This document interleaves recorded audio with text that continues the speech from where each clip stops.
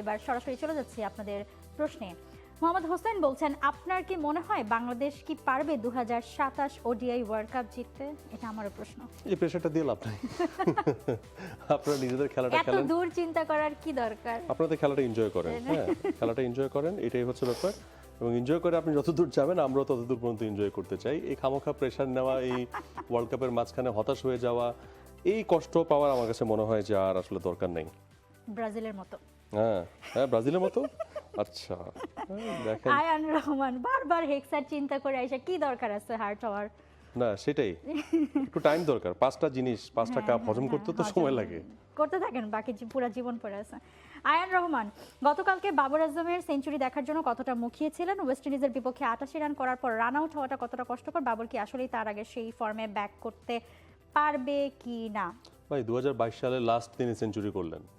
2022 সালে last century 161 against New Zealand. AKS অর্জন করলো গিনেস ওয়ার্ল্ড রেকর্ডস। AKS অবশ্যই মুখিয়েছিলাম, 10th মানে বেশি সেঞ্চুরি তো টেস্টে। অনেক গ্যাপ হয়ে যাচ্ছে। হ্যাঁ। বাট ইয়া আর মাঝখানে আনফরচুনেট, বাবরের যে খারাপ সময় গেছে। হ্যাঁ আনফরচুনেট জায়গাটা হচ্ছে মো যে রান আউট হওয়াটা, হ্যাঁ এইটাই। এটা আসলে মারাত্মক। মানে উইন্ডিজে আপনি রান করছেন, it's looking really good, but এই রান আউট হয়ে যাওয়া, তীরে এসে তরি ডোবা। অন্য আউট হতেন, এই রান আউট হওয়াটা আর এটা সবাই মনে ছিল হয় আচ্ছা, মানে পরের দিন শুরুই করবে, মানে বাবরের সেঞ্চুরি দিয়ে শুরু প্রতিপক্ষেরও করবে। মনে হয় খারাপ লেগেছে ব্যাপারটা। ওয়েল, বাট একটা জিনিস যেটা বলেছেন যে বাবর আসলে ব্যাক করবে কিনা, যেই ব্যাট প্যাচটা বাবর পার করে এসেছে আমরা দেখেছি যে কিছুটা কাটছে। অনেক ভালোবাসে এই ফর্মে, সেই মানে স্বর্ণযুগ, বাবরের স্বর্ণযুগে এখনো পর্যন্ত না যেতে পারলেও ব্যাক প্যাচটা কেটেছে। ক্যাপ্টেন হিসেবে ভালো PSL থেকে শুরু করে, রেসপন্সিবিলিটি হ্যাঁ নিয়েছেন। বাংলাদেশও ভালো করেছে। এর আগেও যখন তার টিম ফল করলো তিনি তো নট আউট ছিলেন। Exactly, Yeah. লাস্ট ম্যাচটাতে ওয়েস্ট ইন্ডিজের সাথে লাস্ট Yeah. টেস্টটাতেও কেউ না পারলে অন্তত বাবর খেলেছেন, সো অ্যাট লিস্ট টিমকে সাপোর্ট দিতে পারছেন। তৌহিদুল ইসলাম পলাশ বলছেন, সাব্বির রহমানকে অতি দ্রুত জাতীয় দলে চাই। সাব্বির রহমান জাতীয় দলে এলে আবার ক্রিকেটের গৌরবময় দিনগুলো ফিরে পাবো। মাহফুজ ভাই, মানে এই যে আমার মনে হচ্ছে যে ধরেন এই এইচপি দলের হয়ে ধরেন একটু ভালো পারফর্ম হয়ে গেল, তো মানে প্রেস ক্লাবের সামনে এসে মানে পুরো লেগে যাবে মিরপুরের সামনে। সাব্বির রহমানকে দ্রুত জাতীয় না দলে পলাশ ভাই, চাই। মানে এই যে চাপটা দিয়েন না সাব্বির রহমানকে। হ্যাঁ, সাব্বির রহমান এমনি অনেক চাপ নিয়ে নিয়েছেন লাইফে, এবং মাঝখানে তার যে একটা ব্রেক টাইম মাহফুজ গেল, আজকে চাপ রিলিজ, প্রেশার রিলিজের জন্য প্রেশার রিলিফ করায় দেন। এই প্রেশার নিয়ে লাভ নাই। সাব্বির রহমান অলরেডি তিনি একটা গ্যাপ ছিল, সেখান থেকে কামব্যাক করার চেষ্টা। তবে হ্যাঁ, রিসেন্ট একটা পডকাস্টে তিনি যেভাবে বলেছেন তার কথাবার্তা শুনে যেটা মনে হচ্ছে যে এই মুহূর্তে খুব মানে কনফিডেন্ট আছেন।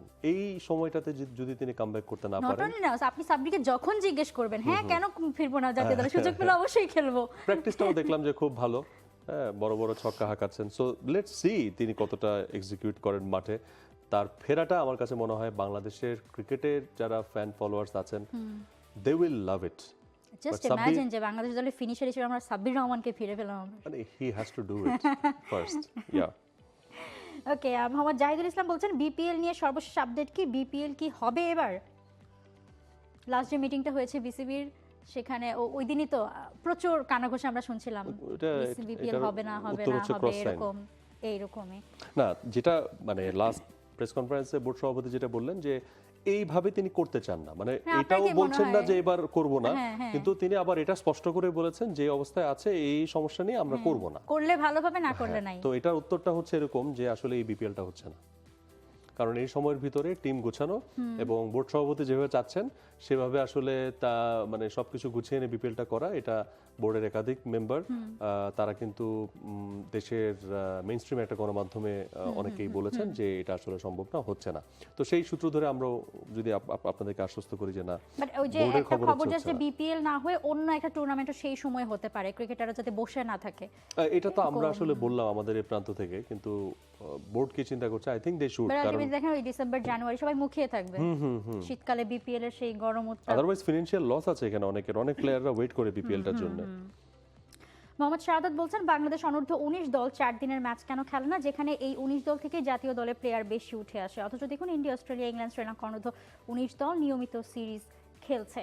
যেটা আপনি মূল শোতে বলছিলেন যে আন্ডার 19 বলেন বা এই যে এইচপি আন্ডার-23 বা এই দলগুলোর আসলে মানে পাইপলাইনে যারা আছে এদেরকে বাইরে খুব বেশি সিরিজ খেলানো উচিত? তারা তো তাদের এজ লেভেলের প্রস্তুতি আসলে নিচ্ছে, খেলা খেলছে, টুর্নামেন্ট খেলছে, সবই ঠিক আছে, বাট মূলত তার উত্তরটা মানে মোহাম্মদ শাহাদাত আপনার কথার উত্তর যদি আমরা দিতে চাই তাহলে এই জায়গাতে আমরা প্রেফার করব যে যারা আসলে ফিল্টার্ড হয়ে এইচপিতে থাকবেন, কারণ অনেকেই আছে যে একটু কম বয়সে তিনি এইচপিতে চলে এসেছেন বা হচ্ছে ন্যাশনাল টিম থেকে তার ব্যাপারে হয়তো বা ভাবা হতে পারে, লাইক সূর্যবংশী।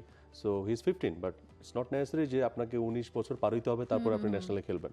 সো ওইরকম প্লেয়ারদেরকে যত বেশি সম্ভব অ্যাওয়েতে খেলানো। হোমে আপনার তো নিজের ঘর, নিজের গ্রাউন্ডস, আপনি হয়তো এখানে খেলে অভ্যস্ত, বাট অ্যাওয়ে কন্ডিশনে যাওয়া, একটু অচেনা মানে প্রতিপক্ষের এগেনস্টে খেলা, এই বিষয়গুলো প্লেয়ারদেরকে আস্তে আস্তে পরিণত করে, আস্তে আস্তে ম্যাচিউর করে। যেটা মানে সূর্যবংশীর ক্ষেত্রে এক্স্যাক্টলি আমরা দেখলাম যে আইপিএল এর মধ্যে সীমাবদ্ধ রাখে নাই, রাইট জিম্বাবুয়েতে ইংল্যান্ডে আসলে খেলানো হয়েছে, কি সো করে ওইটা আমরা আশা করি যে ওইটা যদি হয় তাহলে প্লেয়ারদের প্রস্তুতিটা অনেক বেশি ভালো হবে।